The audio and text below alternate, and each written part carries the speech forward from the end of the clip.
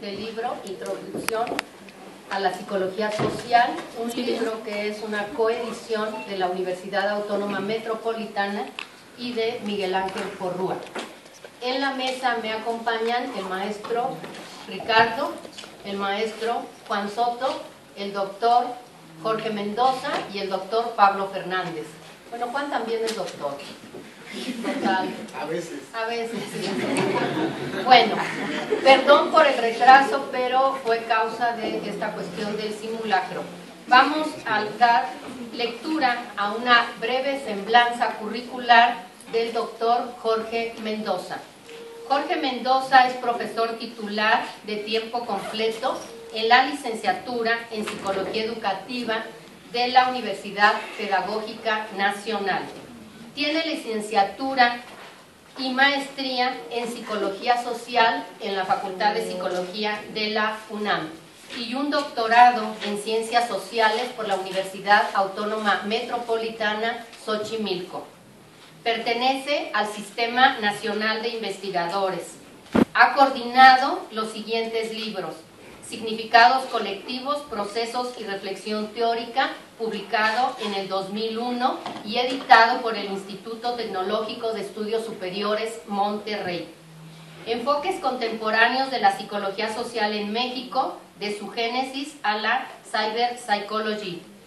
Este libro se publicó en el 2004 y está editado por Miguel Ángel Porrúa. El conocimiento de la memoria colectiva, editado también en el 2004 por la Universidad Autónoma de Tlaxcala. Cuestiones básicas en psicología social, del 2005, editado también por la Universidad Autónoma de Tlaxcala. Memoria colectiva, procesos psicosociales, del 2012, editado por Miguel Ángel Porrúa. La construcción del conocimiento, miradas desde la psicología educativa, también desde el 2012, editado por la Universidad Pedagógica Nacional. Introducción a la psicología social, que es del 2013, editado por la Universidad Autónoma Metropolitana y por Miguel Ángel Porrúa. Su línea de trabajo es sobre cuestiones sociales del conocimiento, memoria colectiva y olvido social. Le damos la palabra al doctor Jorge Mendoza García.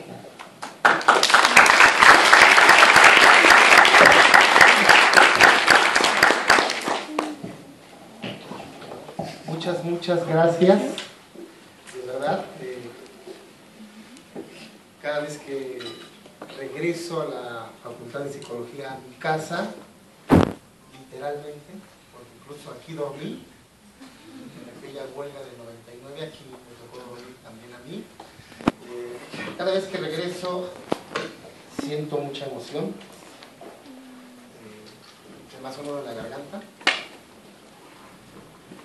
Y bueno, agradecerles a ustedes por estar aquí tan temprano, después del simulacro.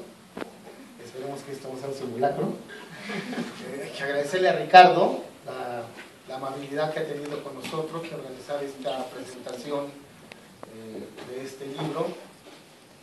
Se encuentra actualmente de gira porque ha sido una maestra para muchos de nosotros y una gran amiga que nos ha acompañado durante todo este tiempo y siempre nos recibe con mucha amabilidad. Y bueno, a Pablo también agradecerle mucho el gesto de acompañarnos, porque Pablo preferiría estar escribiendo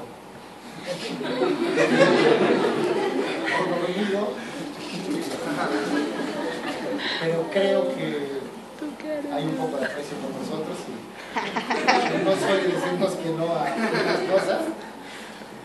Entonces, que esté aquí Pablo para nosotros. Bueno, Pablo participa en el libro colectivo, pero en especial para mí es muy grato, porque a Pablo lo sigo apreciando mucho, lo sigo admirando mucho, sigue siendo mi gurú, aunque claro, no es responsabilidad de él lo que yo escriba si lo escribo mal, ¿no? que suele suceder, pero a Pablo también le agradezco muchísimo que nos acompañe, que tenga aquí un rato con nosotros.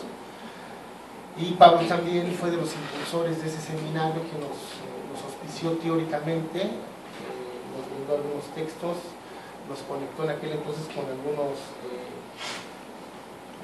estudiosos o que habían hecho algunos trabajos sobre memoria colectiva, insisto, cuando nosotros éramos estudiantes.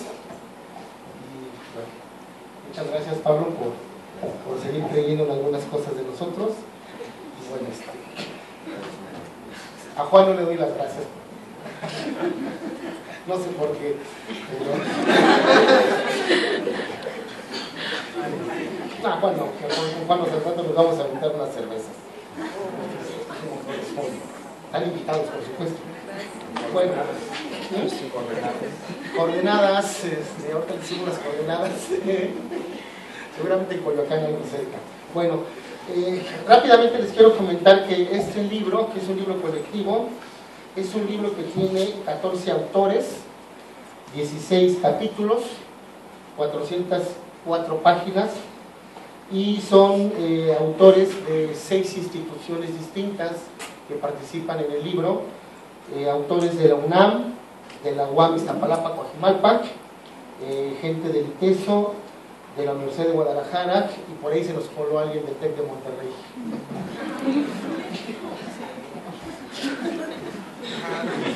No le pedí su adscripción al inicio, entonces supongo que ese fue el error. No, me parece que es un buen trabajo de marco sobre representaciones sociales desde mi perspectiva, después de los textos de Tomás Ibáñez, que ha escrito, me parece, de manera como más amplia, de manera clara sobre esta teoría, esta perspectiva, y me parece que es marco, aunque Juan diga que no es su amigo, que nunca ha sido su amigo. Y bueno, rápidamente les comento, les señalo el índice, estos 16 capítulos. El primero es una presentación que hizo, me parece que es de las últimas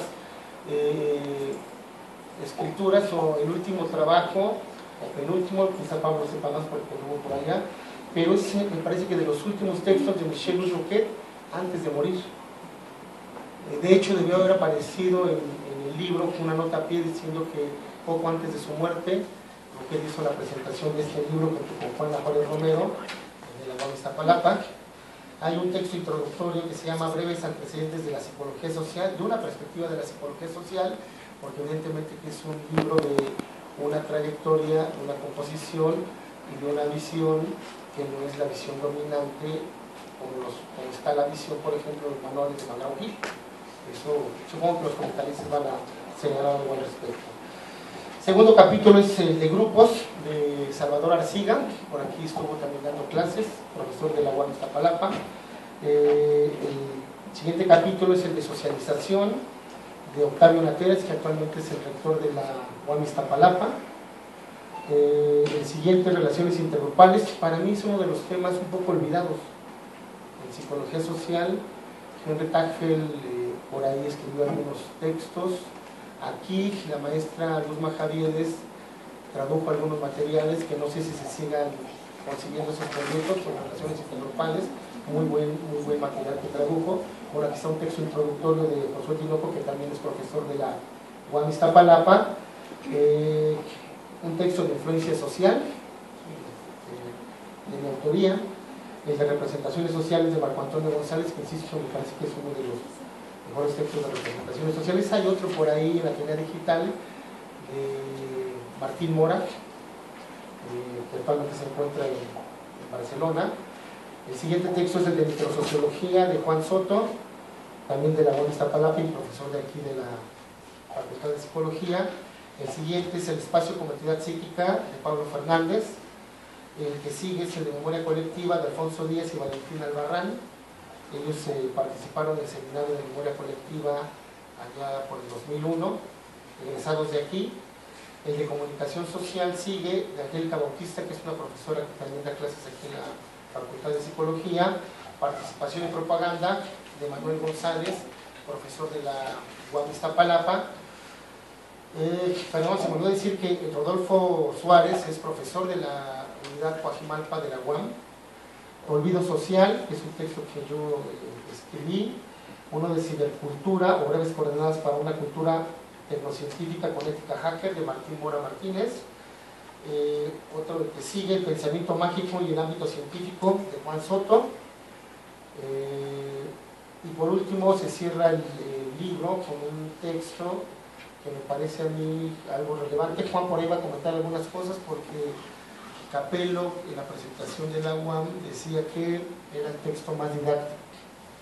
Pablo dirá que pues sí, pues es poeta, ¿no? Nuestro amigo Iván es poeta, y psicólogo social, y escribe un texto que se llama La historiografía de la psicología en México y sus libros de texto desde una perspectiva psicosocial. Es decir, hace una historia de la psicología social en México donde da el traste con esta idea de que la psicología social está en nuestro país a partir de los años 70, que rastrea autores y nociones, indicios de psicología social, al menos desde fines del siglo XIX.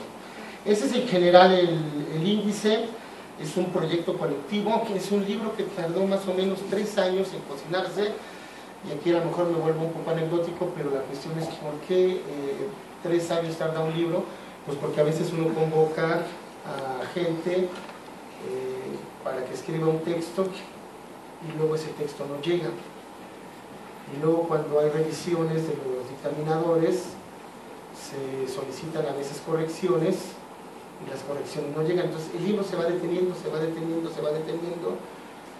Hay quienes se tardan en entregar correcciones, hay quienes no entregan finalmente el artículo. Está con esa temática. Era un libro que tenía inicialmente más de 20 capítulos, pero bueno, quedó así. Hay temas que no están presentes, por supuesto.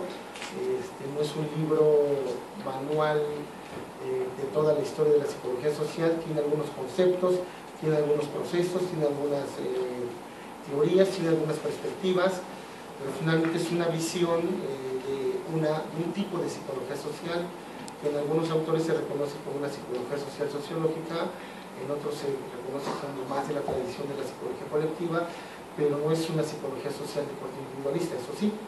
Estos son los temas que quedan, son los autores. El libro lo están vendiendo allá afuera, tengo que promocionarlo porque soy uno de los coordinadores, si no, Salvador Arcilla no me da ejemplares. Lo están vendiendo allá afuera, está en 250 pesos, me parece que estaban aumentando. Y bueno, eso es lo que yo quisiera decir como inicio del libro. Y ya al final, si hay alguna pregunta, pues responderé. Y de verdad, muchas gracias, Pablo, otra vez, Blanquita, muchísimas gracias, Ricardo, Juan, muchas gracias a ustedes.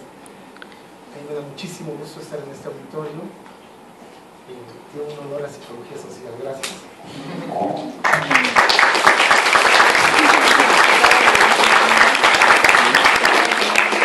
Le agradecemos al doctor Jorge Mendoza sus comentarios.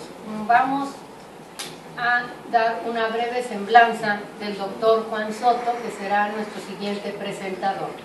El doctor Juan Soto Ramírez es doctor en Antropología Social por la Escuela Nacional de Antropología e Historia. Es maestro en Psicología Social por la Facultad de Psicología de la UNAM y es licenciado en Psicología Social por la Universidad Autónoma Metropolitana Iztapalapa. Es miembro del Sistema Nacional de Investigadores, nivel 1, y es profesor de asignatura en la Facultad de Psicología de la UNAM y profesor titular C de tiempo completo de la Universidad Autónoma Metropolitana Iztapalapa, en la licenciatura en Psicología Social. Es autor del libro Psicología Social y Complejidad, publicado en coedición por la Universidad Autónoma Metropolitana y Plaza y Valdés. Es editor del libro Psicologías Inútiles, publicado por la Universidad Autónoma Metropolitana y Miguel Ángel Porrúa. Y también, para conocimiento de nosotros, es aficionado de los Pumas de la UNAM. Y yo sé otro dato que me enteré en una comida: odia a los Beatles.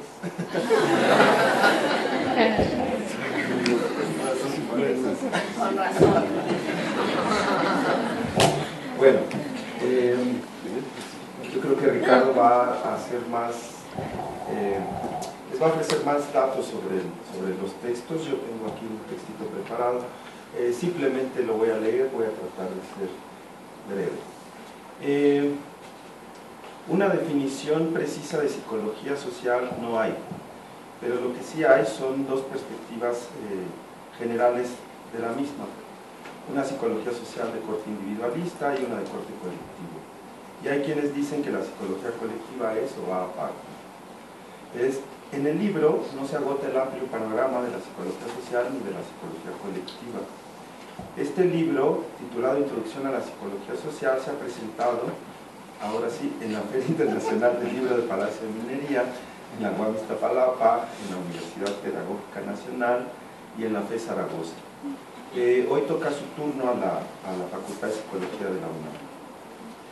Digamos que podríamos considerar que esta es la presentación oficial del libro en sociedad. Esta es la cuarta presentación a la que asisto, la segunda en la que me toca hablar, ¿no? Gracias a los esfuerzos, como bien lo decía Jorge, de Ricardo y de todos los que estamos acá, ¿no? Es grato siempre compartir mesas con colegas y amigos, y dicho sea de paso que es la primera vez que estamos juntos compartiendo una mesa. Presentar un libro puede ser demasiado fácil si uno se dedica a decir qué fue lo que le faltó a cada texto. Esto ya se ha hecho en varias ocasiones, es decir, en las presentaciones anteriores, lo cual es demasiado tramposo en tanto que ya no se le puede decir al autor o a los autores que quiten esto o que pongan aquello porque simplemente está escrito. No se trata de uno de esos libros de magia, de las pésimas historias de magos, donde las letras pueden aparecer y desaparecer. Así que centrarse sobre lo que le faltó a un texto es de lo más elemental para hacer un comentario sobre el libro. Todo parece indicar que la forma más sensata para hacer una presentación sobre un libro es sobre sus contenidos, sobre lo que ya está escrito y sobre si uno está o no de acuerdo con lo que está escrito. Imaginen ustedes lo que cada autor escribió y que no escribió y que tampoco se lo propuso. Hacer una crítica de un libro sobre lo que no tiene, sobre lo que no incluyó, es como mirar una película y decir, pues yo le hubiera puesto este final y no el que tiene. Cualquier amante del cine sabe que una crítica cinematográfica no se hace de esa forma. Existe mucha distancia entre una visión general sobre una obra y el gusto sobre esa misma obra. Criticar implica juzgar una obra, exaltar sus defectos. Presentar implica poner algo ante alguien para que lo vea y lo juzgue por sí mismo. Implica mostrar algo y sus determinadas características. En México y en muchas partes del mundo, las personas suelen acercarse a los libros por los autores y en esa medida suelen, a veces, perderse lecturas con buenos contenidos. Este libro es un texto de autores, pero también es de contenidos. La invitación es para que se vea como un libro de contenidos. El francés Abraham Mols, en 1952, habló de una dimensión estética de las imágenes, refiriéndose a lo que se siente más que lo que se recibe. Y si bien es cierto que las imágenes tienen esa dimensión, podemos decir que las obras en general también la tienen. Es decir, un libro puede ser bonito o feo, agradable o desagradable, pesado o ligero, depende de quién lo lea o dependiendo del humor con que fue leído dicho libro. Pero quedarnos en el análisis de las dimensiones estéticas de la obra, en este caso un libro como el de Introducción a la Psicología Social, sería un equívoco, pues nos alejaría demasiado de lo que realmente el libro ofrece. Cuando la gente va al cine, es común que al terminar la película las personas le pregunten unas a otras: ¿qué te pareció la película? Y las personas respondan con todos los recursos que tienen: estuvo bueno. No hay peor respuesta que esa. Esto equivaldría a leer 396 páginas para decir de un libro como este: ¿saben qué? Está bueno el libro, compren. Imaginen ustedes a alguien diciendo esto como una conclusión general sobre una obra como esta o como cualquiera. Podría ser un libro de Harry Potter, por ejemplo, y que, dicho sea de paso, son pésimos, casi tan horribles como El Principito. Pierre Bourdieu, hace ya bastantes años, llamó la atención sobre las dimensiones de lo que él denominó percepción artística, y dijo que cuando la información ofrecida por las obras artísticas expuestas excede las capacidades de desciframiento del espectador, éste las ve como desprovistas de significación, o más exactamente de estructuración, de organización, porque no puede descodificarlas, es decir, reducirlas al estado de forma inteligible. Y han dicho de este libro que, como es introductorio, debía poseer cierto grado de elementalidad. ¿No es eso subestimar las capacidades de los lectores? Siguiendo las reflexiones de Bourdieu, aunque aquellas vayan en el sentido de las obras de arte, introductorio y elementalidad no son sinónimos. Y por tanto, al tratarse de un libro de introducción a la psicología social, no se trata de ninguna manera de un libro elemental. Estoy seguro que si este libro se lo dieran a leer a la mayoría de las personas cercanas, el libro quedaría abandonado rápidamente, sobre todo si se empieza por la introducción o el capítulo 1. No se trata de un libro para gente que no esté interesada en la psicología social o para las personas que pretendan comprar un libro más para sus estantes y que después no lean. Sin más, el libro podría llenar esos huecos en los libreros, sobre todo porque leerse 400 páginas no es una tarea sencilla. Fue el mismo Bourdieu quien sostuvo que podemos distinguir por abstracción dos formas opuestas y extremas del placer estético, separadas de todas las gradaciones intermedias: el goce, que acompaña la percepción estética reducida a la simple aestesis y a la delectación, que es procurada por la degustación erudita y que supone como condición necesaria pero no suficiente el desciframiento adecuado. Entonces, es necesario reiterar que el libro no es una obra de arte, pero podría deleitarse con él. Es necesario superar el simple placer estético de estar leyendo a uno u a otro autor. Se dice esto porque en el libro podrán encontrar autores con los que estén más familiarizados que otros.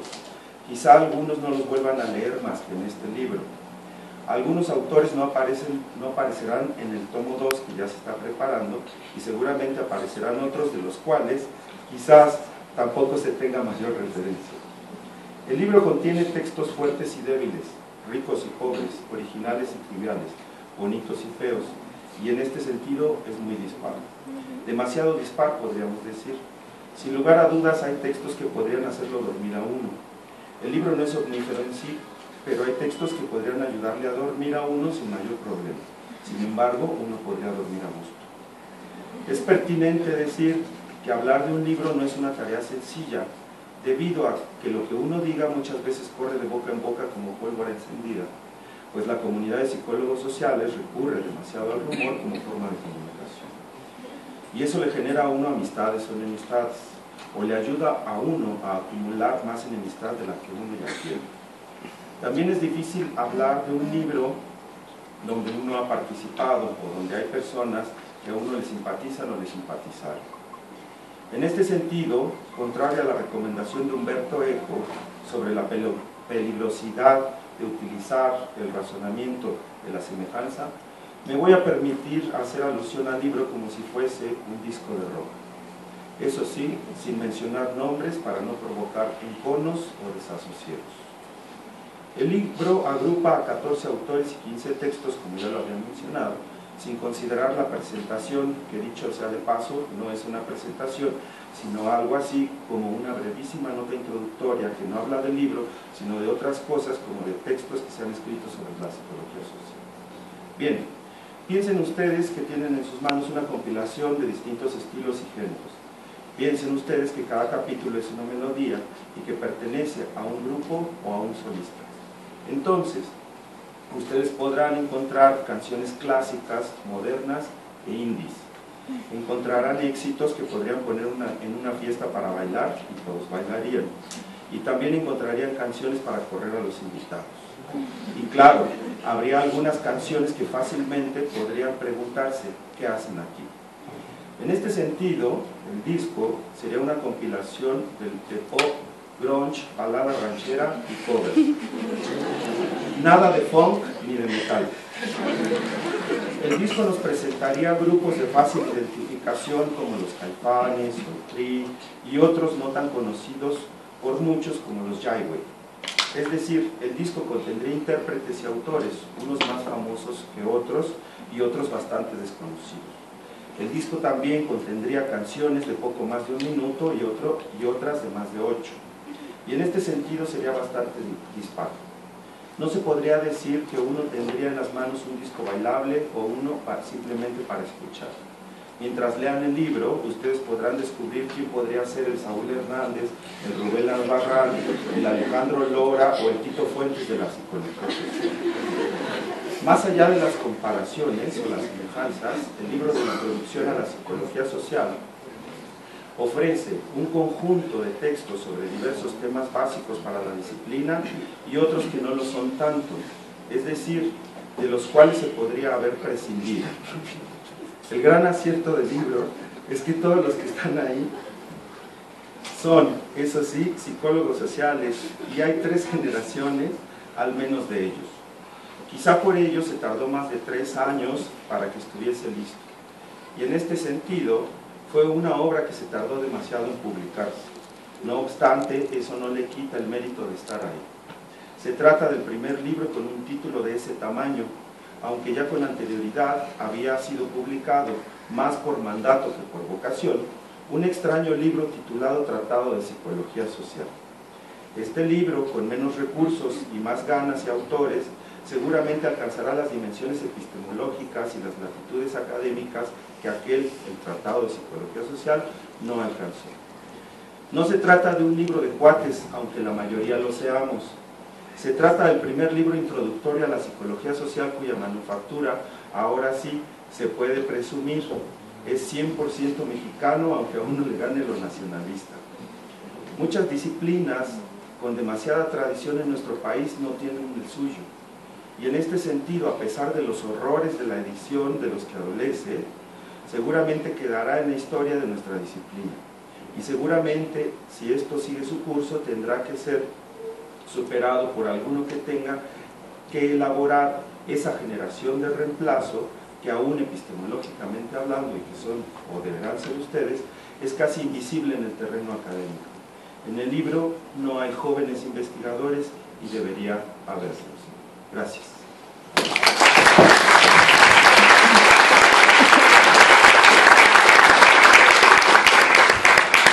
Agradecemos al doctor Juan Soto su presentación. Vamos a dar la palabra al maestro Ricardo Trujillo. El maestro Ricardo Trujillo colabora en la UNAM desde 1998 a la fecha. Actualmente es coordinador del área de procesos psicosociales y culturales. Es licenciado en psicología con mención honorífica en 1997 y en 2009 obtuvo el grado de maestro en psicología clínica por la Facultad de Psicología de la UNAM, obteniendo también mención honorífica con la tesis sobre la vivencia amorosa contemporánea. El maestro Trujillo ha participado en más de 60 eventos, entre ellos congresos, simposios, seminarios y conferencias. Damos la palabra al maestro Ricardo Trujillo.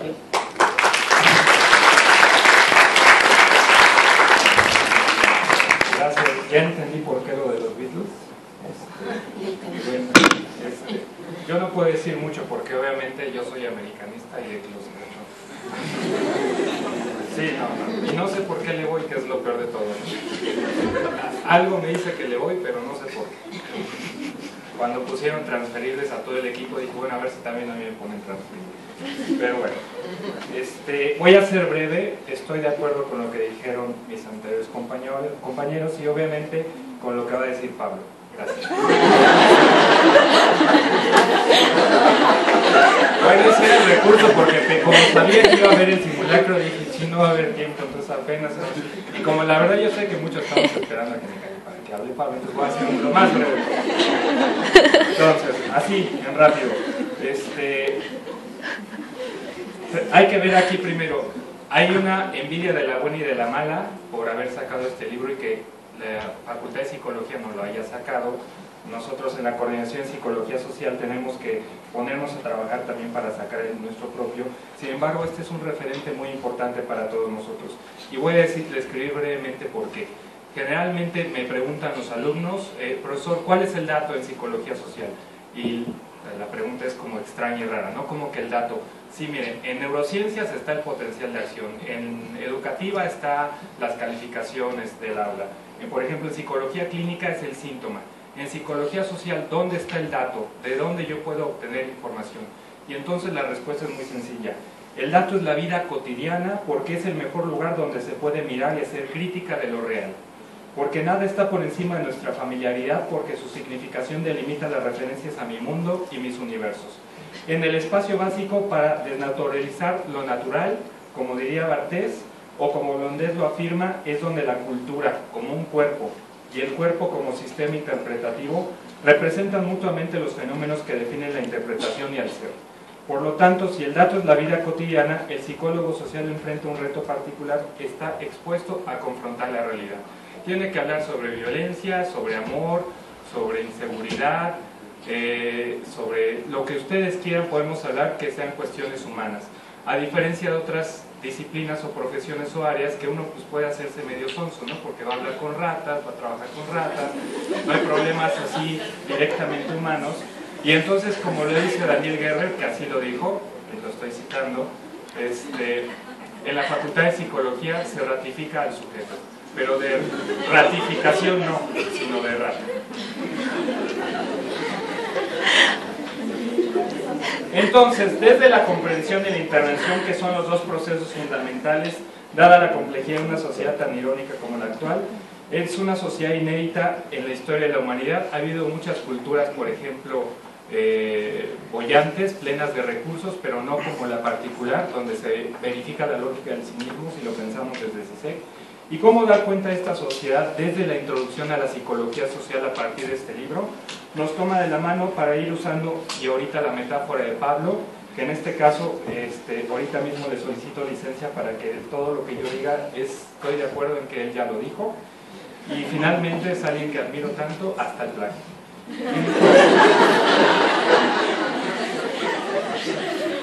Como dice Pablo, las formas que emergen desafían los espacios y los vacíos y los que tendemos a llenar con nuestra propia narrativa. ¿Y cómo no hacerlo si es a partir de la mejor didáctica, que es la provocación? Obviamente la intención ahorita mía es provocarlos para que lean, para que conozcan, para que se interesen. Y en este caso, como es el mismo estilo que yo tengo para dar clases, vinculando con ejemplos de la vida cotidiana. Entonces, brevemente, en el artículo, por ejemplo, de Martín Mora, que nos habla sobre la cibercultura, ¿por qué me resultó interesante? Cuando lo estaba leyendo, representaba esto de lo que es el espacio contemporáneo. Sentémonos a meditar y a contemplar un poquito en donde estamos. Lo público y lo privado juegan al roleplay. Ya a mis alumnos les tengo hasta el cansancio con este ejemplo del Twitter, donde de repente todo atisbo de nuestra conciencia va para Twitter, ¿no? Y bueno, para Facebook ya ahorita ni qué les cuento. Y entonces, hoy comí una dona, va para... Ay, ¿qué más me fue en este día? ¿Por qué, amiga? ¿No? Si pensamos, por ejemplo, en la modernidad, podríamos pensar, donde, por ejemplo, en la película del Padrino, podríamos verificar mucho esta división entre el hombre privado y el hombre público. El Padrino, si se fijan, en los negocios era cruel, y en cambio en la vida familiar era totalmente afectuoso y murió persiguiendo a su nieto. Entonces observamos esta diferencia en la modernidad, que hoy en día, en la posmodernidad, se empiezan a mezclar los aspectos. Lo grotesco se pone de moda, La Tigresa del Oriente, el Moderato, el Sí se puede de Javier Aguirre, el Dr. Simi para presidente, las Kardashian para SEAS, ¿no? Acaban de ver la publicidad. Y ahorita el Moderato, que acaba de sacar la nueva canción para la selección del Mundial. La verdad no la he escuchado, pero ya de entrada ya sé por dónde va a ir. El arte es diseño de interiores. Lo importante ya no es que sea estéticamente importante, sino que combine con los muebles y con el color. El Estado se declara que nunca pudimos estar mejor. Y aún así, aunque son capaces de tal cinismo, nosotros somos cínicamente capaces de seguir votando por ellos. Y entonces, pues cínicamente yo como ideología sigo esperando que realmente le conteste las preguntas a Cuauhtémoc. La salud, el conocimiento, la identidad y el amor se consiguen en eBay o en Mercado Libre, si hacemos caso del comercial. Es tiempo de que todos seamos diferentes, de lo extremo que se vuelve norma, de la Coca-Cola extrema, que es la mezcla del símbolo de la cultura del consumo con su opuesto. Daría lo mismo que sacaran la Coca-Cola naturista, que por cierto búsquenla en internet, ahí está, es una de color verde, se llama Coca-Cola Light. Es factible cualquier clase de contracultura porque es asimilada por el mercado. Por ejemplo, las diversiones surgidas de los guetos urbanos hoy existen como posibilidad de ser ex-biker, hacker, gamer o skater, patrocinado por una compañía multinacional. Así que muy contraculturales. Es factible cualquier clase... Hemos llegado entonces a la Siberia, que es la ilusión de una sociedad donde el cuerpo se torna interfase y la conciencia presencia ubicua, formada por las comunicaciones instantáneas, el internet y lo digital como modelo de relación.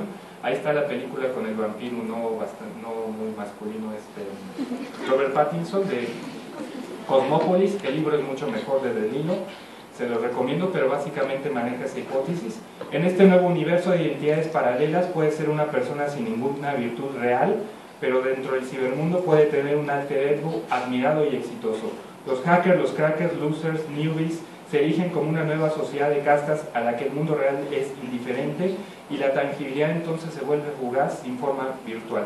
Podríamos volver a repasar, por ejemplo, las parodias futuristas de desde Mundo Feliz de Aldous Huxley hasta en el cine El Dormilón, Wall-E, donde vemos que eso que se propone como una especie de ay, ojalá no nos pasara eso cuando lleguemos a ese mundo, pareciera que desde esta perspectiva ya no sucedió. Y entonces el ser posmoderno hoy en día es como el Terminator, la segunda versión, que es un ser completo, temático y sin afecto, que parece que en algunas psicologías es la aspiración que se tiene, ¿no? Y entonces si ustedes ven a Arnold Schwarzenegger, pareciera que entonces ahí es la ideología, la intención de ser desde el punto de vista de psicólogos. Pensando ahora en el artículo de Pablo y el espacio como entidad psíquica, ejemplificamos. Los espacios se diseñan para la sociedad de públicos y el refugio de la intimidad que no está en el espacio ya, sino en la tecnología para los aparatos que nos aseguran una completa inmersión. Home Theater, Chevrolet Optra, Apple iPhone, Xbox 360, el Weblogs, los Twitters, la nueva entidad pública, el Hi-Fi, todo puede ser personalizado para que todo sea parte de uno mismo. Nuestra idea de hogar debe replantearse teóricamente porque se vuelve un poderoso motor de mercado al asociar la maquinaria simbólica tematizada al consumo. Los muebles pierden su valor de uso y como valor de cambio se tematizarán, incluirán piel, color de moda, diseño retro o minimalista y se harán reality shows de cómo renovar el ámbito doméstico y entonces ya no es un espacio que se habita sino que se tematiza en la más particular de las individualidades, como el adolescente que llena de objetos e imágenes su cuarto. Y entonces llega a su cuarto, prende la televisión, prende la laptop, prende la radio y al mismo tiempo está chateando y estudiando. Y se satura de objetos.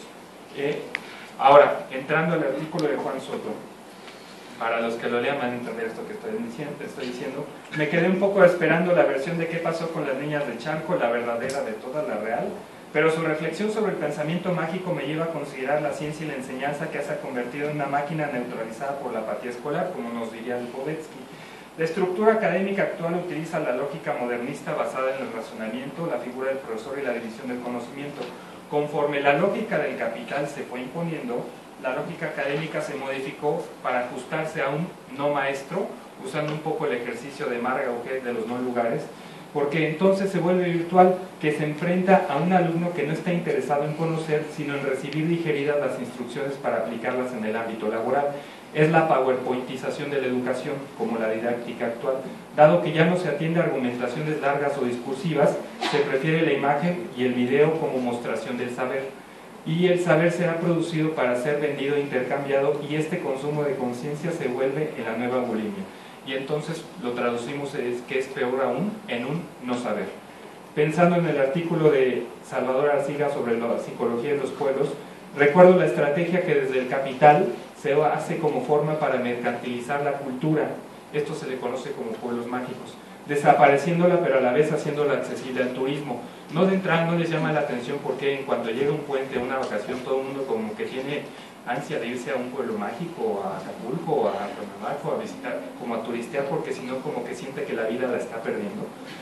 Los pueblos mágicos, como los nativos que suelen ser despojados del territorio en nombre del patrimonio privado, son empleados de la industria turística con labores de baja calidad, enfrentan la destrucción y contaminación, y justo en este momento es que se decreta el fin de una cultura y su asimilación al discurso predominante. Es decir, solo podemos glorificar la cultura azteca en el mismo momento en que ésta ya la aniquilamos y puede ser observada en todas sus bondades, siempre detrás de un espejo. Por lo tanto, como Arneson sostiene, la arqueología a nivel global ha servido en la construcción de naciones multiculturales. Brevemente, pero hay mucho más que hacer. Con el doctor Natter y la socialización política podemos considerar los espacios como, desde el poder como estructura formal, ha sido subvertida y hoy aparece únicamente como simulacro, en el sentido de Jean Baudrillard. Sociedad que reivindica la premisa que lo más importante es uno mismo y la mejor forma de afirmarlo es a través de la violencia. Y este es el sentido básico de la Lady Profeco, la Lady Polanco, la Lady Roma, la Lady Porsche, el Gentleman de las Lomas, de la toma de rectoría, de los documentales de Televisa, del narcotráfico, de la violencia en familia, en pareja o en la escuela, del reality show procras y cruel, de los actos cotidianos como en el tráfico, de no dejar espacio para sentarse en el pecero. Es decir, es la reivindicación de que lo único que realmente importa soy yo y no la cultura y menos la comunidad. Confieso que estaba trabajando el capítulo de Manuel González con respecto a propaganda con mis estudiantes, que por cierto ya lo revisamos. Hablamos del niño Dios en la religión, del purgatorio y del infierno como ejemplos, de esa famosa película del niño Dios, donde sale el niño Dios güerito y de ojo azul. De los ejemplos actuales donde cada año se aseguran de mostrar una película donde los judíos son buenos y los nazis son máquinas bestiales, como en El niño de la pijama de rayas, La lista de Schindler, La vida es bella, y recientemente me dicen La ladrona de libros, que no la he visto y no creo verla. Kung Fu Panda, Two and a Half Men, Mulan, Hormiguitas, todas las producciones de Warner y Disney como elementos que ofertan un estilo de vida donde el villano generalmente rojo, dictador, rígido y enojado. Y si lo atenemos, que conste que yo soy morena, porque esto que dije en un foro la vez pasada se interpretó como ¡ay, derechista! Yo lo que quería decir es que también así los medios de comunicación pintan a Andrés Manuel, ¿no? De repente así como rojo, dictador, rígido y enojado. Ya lo hemos visto un poco en las clases, ¿no? Como las fotografías que predominan son ese tipo donde está así enojado, cuando en realidad y a Peña Nieto lo ponen como calmado, ¿no? Y así feliz. Entonces, obviamente, hay una reflexión. En una semana ya entro con memoria colectiva, los advierto hoy a mis alumnos, con el artículo de Jorge, y me tocará ir vinculando ejemplos de nuestra cotidianidad. Esto estoy pensando si decirlo o no, porque de repente siempre me gana una silbatina, pero bueno, no lo digo. Una hipótesis de trabajo sería analizar si los reconocimientos de poblaciones gay, porque esto está feo, afroamericanas y mujeres, en tanto que su condición excluida no representa un beneficio como población de consumo. En el momento en que se les otorgan derechos ciudadanos y reconocimientos sociales, el derecho al voto al trabajo y se les remueve como patología en el DSM-3, es que se convierten en materia perfecta para el capitalismo, se les rebautiza de parias a sujetos de consumo. Aunque esta perspectiva eriza la piel, al mismo tiempo presenta una reflexión paralela al caso del apartheid y el papel del gobierno de Nelson Mandela, esto con relación al olvido social. A quien hoy la propaganda de Hollywood lo vende como un salvador cuando en su momento fue deslegitimado por considerarlo cercano a los gobiernos comunistas. Hoy en día en las películas ahorita que están pasando, no hasta parece como Jesucristo. Miren cómo perdonó a los que los metieron en la cárcel, ¿no? Y casi sonriendo por todos lados. Y bueno, en realidad ahí hay juicios muy claros con respecto al verdadero papel de Nelson Mandela para la población, y entonces la reflexión es interesante. Más que una victoria cultural, asistimos al crimen perfecto del que se hace referencia en Jean Baudrillard, porque al quedar oculto el verdadero hecho de que el capital requería que toda la población excluida fuera inserta en el mercado y el consumo, desde las reglas, por supuesto, de quien detenta el capital. Entonces, en cuanto a olvido social, eso es lo que estaba reflexionando. Y ahora sí, para terminar, en fin, son muchos los hilos conductores, cosas que podemos reflexionar a partir de este libro, muchas las miradas que posan sobre el mismo fenómeno.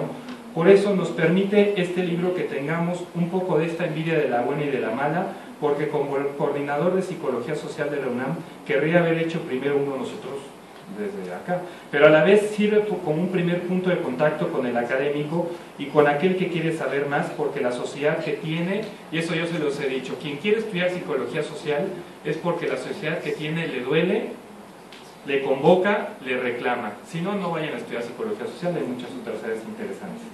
Y en este sentido, con este enfoque, el psicólogo social debe de ser punta de contacto entre el pensar y el imaginar y el actuar, y no menos importante, entre el universitario y su sociedad. Por eso es que es tan importante que el que sea psicólogo social sea porque le duele la sociedad, le reclama, le convoca y quiere hacer algo con ella. Ya que en las condiciones en las que nos encontramos con un presidente que escribe más libros que los que lee, podemos afirmar que en el mundo nos hacen falta muchos más psicólogos sociales, y es más, debería de ser una política de Estado que busque inspirar los cambios necesarios en la psicología y en América Latina. Entonces, esto nos representa, en conclusión, revisar lo importante que es este tipo de libros para que también como académicos podamos compartir y condensar este conocimiento en un solo lugar. Yo digo ya de primera mano Este libro es vital, por ejemplo, para la materia de Psicología Social de lo Colectivo de cuarto semestre. Haremos la solicitud ya directamente para que lo compren en la biblioteca. Y obviamente el libro, según me dicen, el precio original está en 490, pero en oferta hoy está en 250. Entonces yo dije, eso no es un descuento, eso es un madrazo. Entonces, lo que podría decir y ofrecerles, como no se van a regalar o rifar como en la UAM, lo que podemos hacer ahorita es que nos ponemos de acuerdo y no los dejamos salir hasta que nuestros participantes nos firmen cada uno de ellos, y entonces ya con eso creo que valdrá perfectamente el costo. Yo querría comentar aquí brevemente que sí, hay partes que harían falta: psicología social colectiva, psicología crítica y discursiva, complejidad y narrativa. Hay muchos más temas que tocar en la psicología social que sería interesante para esta segunda versión que se viene. Y en conclusión, este libro nos invita a seguir construyendo nuestro patrimonio cultural, que así como lo consigna el lema de la UAM, que es de donde surgió este libro, Casa Abierta al Tiempo, desde nuestra trinchera lo planteo con la frase de José Vasconcelos: por mi raza hablará el espíritu. Felicidades a todos y muchas gracias.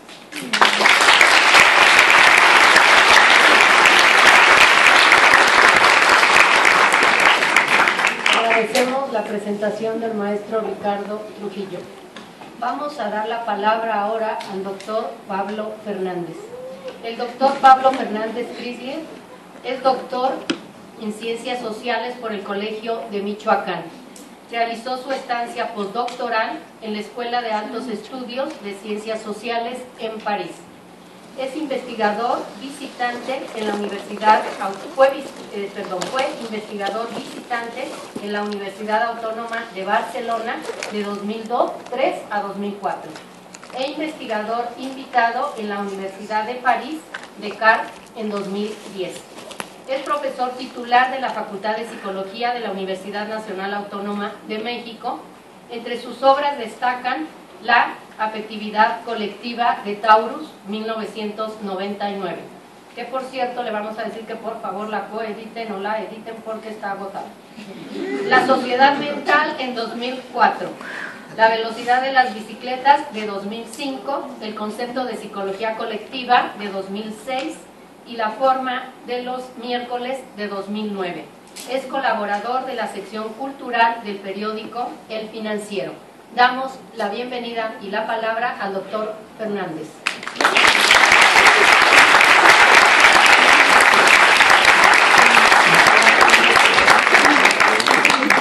Bueno, yo voy a hacer breve porque yo sí voy a hacer breve.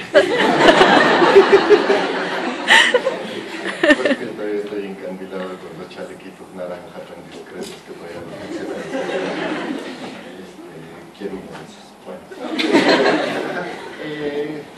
A ver, en primer lugar, yo lo que me parece, sí, yo había visto que el libro costaba 500 pesos y lo primero pensaba decir era pues, que no lo compraran. Creo que un libro de introducción a psicología social por el mismo título y el contenido y la pretensión no puede costar ni 500 pesos, creo que ni 250. Yo ayer había pensado y le dije, bueno, 200 para abajo vale. De 200 para arriba se vale fotocopiar, piratear, amerita el robo, yo creo. Entonces ahí, bueno, está bien, como ustedes vean. Pero sí, efectivamente, si es de introducción a la psicología social, no puede ser tan reacio a comprarlo, ¿no? Es decir, casi diría, pues si ustedes están haciendo un favor a verlo, ¿no? A ver, Dina, a ver, gríllame si la psicología social está bien o no, y además te cobran 250, pues no estoy muy seguro de ello. Creo que la culpa es de Portugal. En segundo lugar, iba a decir que estoy totalmente de acuerdo con los asesinatos en masa de los correctores de estilo entusiastas y con iniciativa, porque hacen unas cosas terribles. Sí, es una afrenta de repente estar leyendo. Son unas típicas, Ray de hambre, no sé de dónde sacaron que es masculino, es femenino, una típica que hacen correctores de estilo. Claro, siempre le echan la culpa a la computadora, pero yo no sé, pone o escribe uno causalidad y le ponen casualidad. Escriben uno espacial y le ponen especial. A lo mejor eso puede servir de pretexto para algunos autores de los artículos. Juan Soto es muy buena gente, Ricardo Trujillo es muy buena gente, Jorge Mendoza no se diga, pero hay unos que están re malos, lo bueno, y hay unos que están re buenos, ahorita digo cuáles. Y de los malos no voy a decir cuáles porque todos son mis amigos los que están ahí. Y está pésimo, pues no hay mucha bronca porque agarran el libro de Morales, es otra introducción, o el de Myers, o el que quiera uno y saca el capítulo de actitudes. Creo que eso Ricardo lo va a hacer en clase cuando de repente se toque con un texto como que dice, no, ¿de qué parte? ¿De parte de quién? ¿No? Hay unos muy buenos como el de Juan Soto, está aquí Jorge Mendoza, porque además cada uno escribió 12, ni siquiera uno. Juan Soto tiene uno muy bueno en donde los pies de página son más largos que el texto.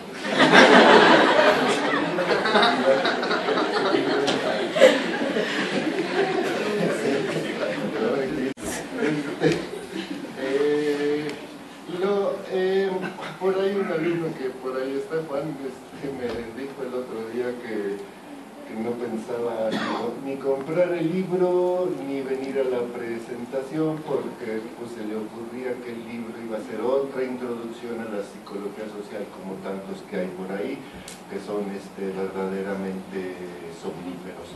Y entonces le dije que no, que estaba bueno, que estaba bien, etc. Y me preguntó que si el libro era de una psicología social del lado de acá.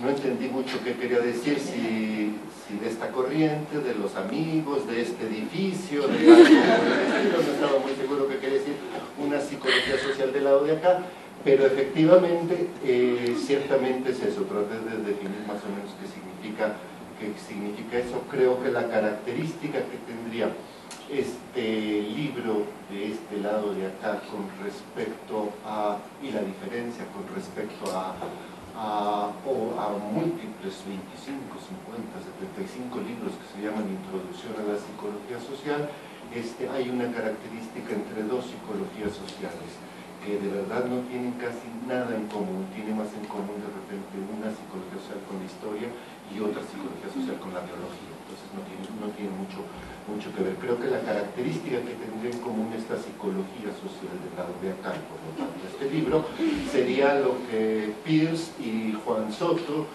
denominan la terciaridad. Esto significa que entre el estímulo y la respuesta, entre la causa y el efecto, entre algo y algo más, siempre hay una tercera cosa, que está lo simbólico, está lo histórico, está lo cultural ahí presente. Creo que en las exposiciones de los tres se ha notado la presencia de esto simbólico, cultural, histórico que está presente como forma de la mente, como forma de lo psíquico. Y por lo tanto, el mundo, a partir de ahí, el mundo que tenemos enfrente, creo que no es una realidad física, al menos para esta psicología social. Para la otra, la del lado de allá, que no, tampoco sé dónde es, para la del lado de allá sí es una realidad física y por eso usan causa y efecto y ese tipo de cosas, sino para la psicología social del lado de acá, creo que el mundo es una creencia colectiva, ¿no? Esa sería la característica de esta corriente, de este libro. No quiero decir que todos la cumplan, unos más, otros menos, unos bien, otros mal, etcétera, pero creo que la intención es más o menos ahí.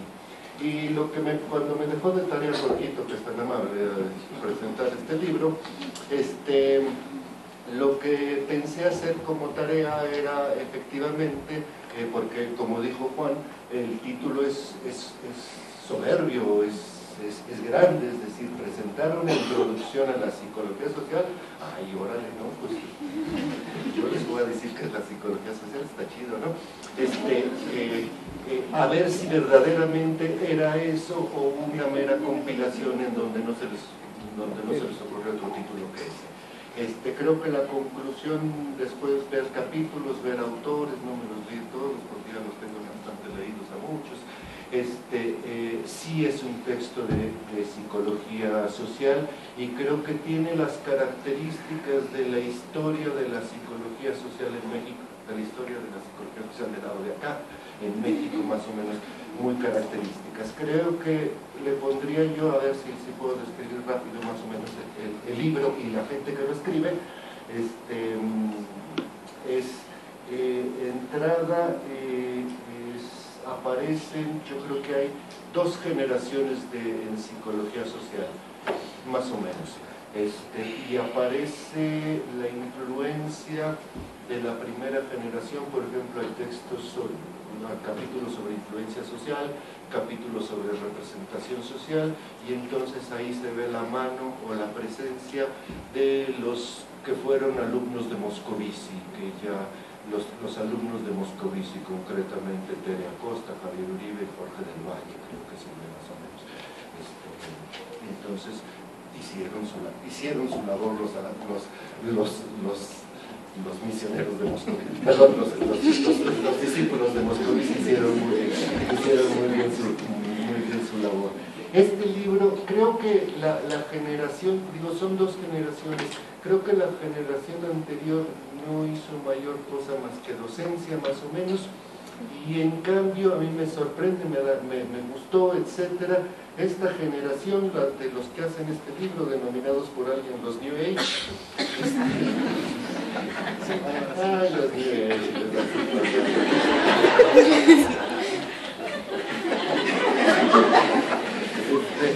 esta generación creo que sintomáticamente o característicamente son todos de la UAM, predominantemente la UAM Iztapalapa. Yo me puse a pensar, y como Ricardo, ¿y por qué diablos nos ganaron estos güeyes? Y se pusieron a estudiar la psicología social, y creo que la respuesta es más o menos evidente, así que me la salto. Sí, en efecto, como que, bueno, me la salto porque es muy triste. Esta generación hizo un trabajo completo, aquello que no se había hecho, es decir, le vamos a poner, tiene de psicología social en México, tiene de los 80s para acá, estos 30 años, y entonces en 30 años parecía que no había salido nada, parecía que éramos muy buenos para las fiestas, para discutir, para hacer grillas, para todo, que en efecto más o menos son buenos estos niveles para todo eso, pero para la hora de la producción no, y sin embargo está apareciendo algo que se tardó 30 años en aparecer, más o menos. Entonces, muy bien. Y nada más para acabar, entonces creo que el texto está completo. Los capítulos, por ejemplo, el de Juan sobre microsociología, la argumentación a favor de Dewey y de Randall Collins, etcétera, me gustó bastante. Los textos hay uno bastante bien, creo que está bastante bien. Y donde me entró ahí un poco la sorpresa y todo, dice, sí, efectivamente existen discípulos o alumnos de Moscovici y su influencia está presente en este libro. Y me pregunto, pero parece que no aparece, lo que no aparece, y no es culpa así del libro, sino es culpa de otros lados, no aparece una psicología social del conocimiento aquí en el libro. La razón es que, bueno, los discípulos y alumnos de Tomás Ibáñez, pues ¿qué se hicieron? Lo incluyo entre ellos. Pues nada, no hicieron nada. Creo que a lo mejor algo de psicología social del conocimiento está en el capítulo primero y en el capítulo 1, que casualmente o curiosamente o notoriamente los dos son sobre historia de la psicología social. La historia como conocimiento, también casualmente o notoriamente, creo que los dos artículos, el primero y el último, son efectivamente los mejor escritos, a lo mejor porque los que les gusta hacer historia, los historiadores lo que hacen es contar cuentos. Bueno, los que les gusta hacer historia la saben contar muy bien, muy elegantemente, etcétera, y entonces probablemente ahí aparezcan. Bueno, en suma creo que sí es un texto de psicología social, en suma sí baja un poquito el precio, y o lo compramos o lo destruimos.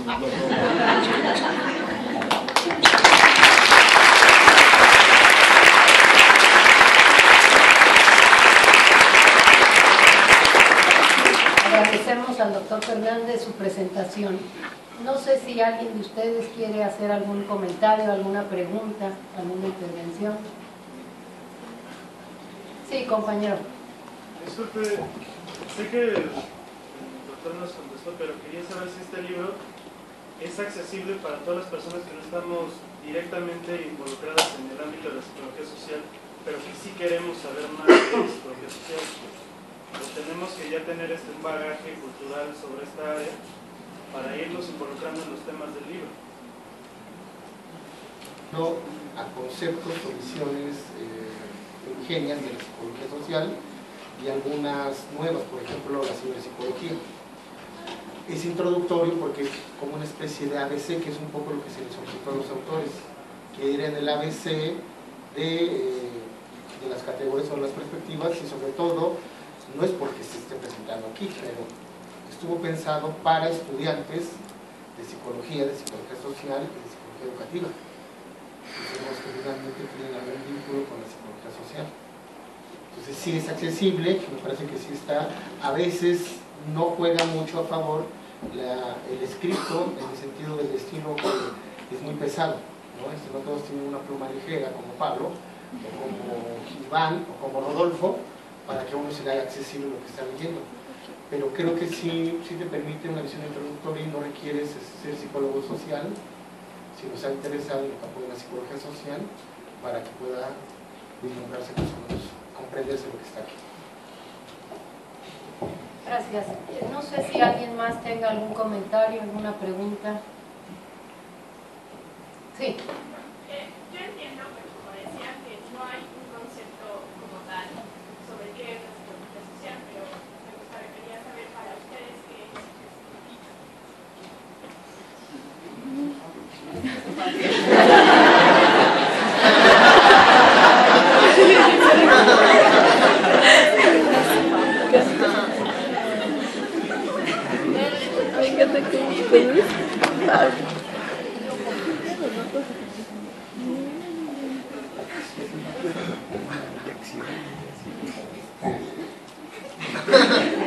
Por ahí no me acuerdo a quién le leí, es decir, si uno le pregunta a cualquiera de nosotros qué es un número, todos sabemos qué es, pero si uno le pregunta a un matemático, no sabe qué es.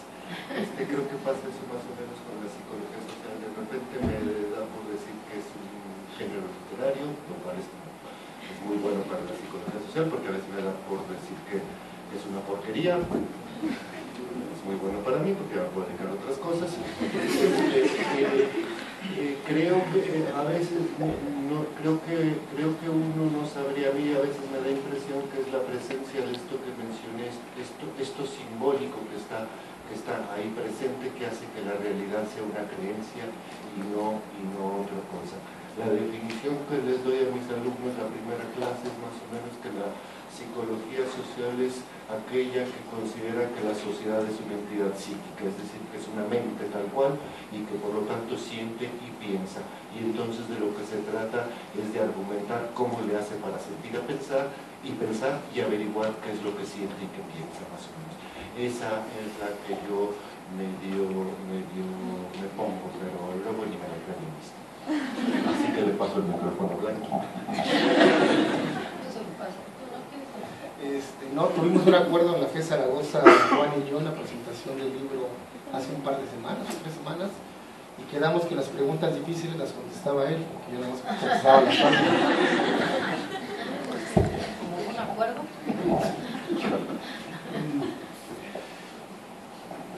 Es una pregunta difícil, ¿no? Pero, a ver, pragmáticamente la psicología social para mí es lo que me da de comer, ¿no? Epistemológicamente es lo que me hace pelearme y querer a la realidad al mismo tiempo, ¿no? Y ontológicamente es lo que no me permite juntarme con los psicólogos experimentalistas.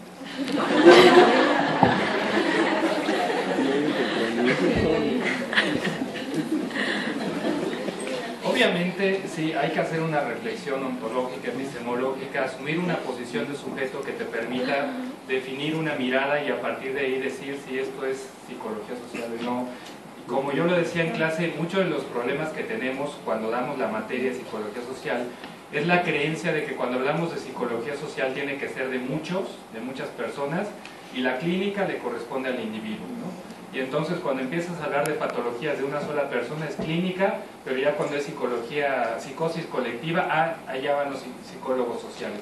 Y obviamente eso no es una versión ni una visión importante, y más bien creo que es un desentendimiento de lo que en este caso sería la psicología social. Ahora, en función de lo que yo, por ejemplo, no podría tampoco definir una gran perspectiva de esto, pero lo que me ayuda mucho para explicárselo a los alumnos es decir, la psicología social en este caso estudia la interacción en distintas dimensiones. Una de estas dimensiones podría ser individual, pero puede ser individual a individual, puede ser individual a grupal, individual a colectivo, y en cualquiera de estas dimensiones. Es decir, que hasta un caso como por ejemplo Natalie Portman en Cisne Negro puede ser investigado desde la autoestima en la psicología social, pero no como una autoestima individualista solipsista, sino como una autoestima como grupo de referencia, donde de repente dice Natalie Portman en Cisne Negro, híjole, no tengo buena autoestima, pero es que no soy lo suficientemente bella y no bailo lo suficientemente bien, y tú agarrarías y ves el grupo de referencia de Natalie Portman y le va regresando siempre, no eres lo suficientemente buena. Si agarras a Natalie Portman y la cambias a otro grupo de referencia, por ejemplo aquí nosotros como los mortales, ella agarraría y dijera, no, bueno, entonces mi autoestima se va hasta el cielo, porque mi grupo de referencia me refleja siempre que soy buena persona, que soy la más bella del mundo, que soy muy buena bailarina. Luego entonces, ahí podemos analizar un fenómeno que pareciera ser cuestión de un individuo solito, algo que representa en sí mismo su relación con lo simbólico, con la alteridad, con lo cultural, y en ese sentido entonces es ahí donde el psicólogo social, desde mi perspectiva, entraría en la interacción y haciendo referencia a lo primerito que estaba diciendo, y al mismo tiempo también desde la vida cotidiana, porque esa es otra.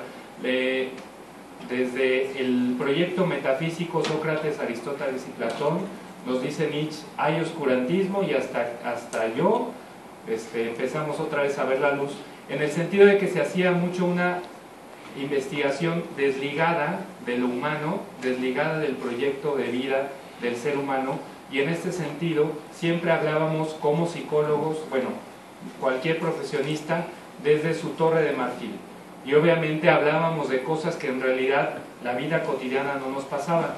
Se da un cambio a partir del giro lingüístico y otras propuestas donde empieza a mostrarse esta idea de que si realmente queremos conocer lo que sucede en el sujeto humano que vamos a investigar, tenemos que bajarnos a la vida cotidiana y desde ahí observarlos, y entonces entraría una canción de Juan Gabriel, Amor Eterno, para analizarse. Sí, por supuesto, como diría Humberto Eco, hasta un unicornio puede ser analizado porque es un objeto social y como tal no tiene una representación real, pero sí simbólica. Y en ese sentido, cualquier cosa que podamos nosotros encontrar, ahora que les hablo, por ejemplo, cuando les expongo el tema del amor, podemos trabajar una canción como la de Niga, esta de Baby te quiero, desde que te conocí yo vivo tan feliz. Y ahí podríamos entonces reflexionar. La psicología social, desde mi perspectiva, está en la vida cotidiana y tiene que regresar a la vida cotidiana y dejarse de aquí armar triángulos equiláteros y actitudes y cosas que en realidad a lo mejor no conocemos ni estamos percibiendo realmente, y sí regresar a este ser humano original que es en realidad desde donde iniciaron los presocráticos, reflexionando no desde las esferas y desde el poder, sino desde la vida cotidiana, que estamos pensando, sintiendo y viviendo.